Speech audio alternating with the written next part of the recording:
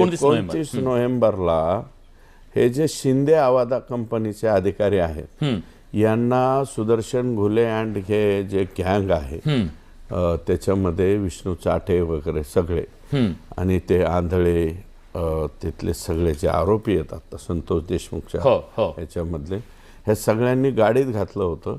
गाडीत घालून त्याला मारत मारत मारत मारत पाथर्डी तालुक्यात नेलं. पाथर्डी तालुक्यात नेल्याच्या नंतर आवादा कंपनीने तिथं गुन्हा दाखल करायला त्या ठिकाणी गेली.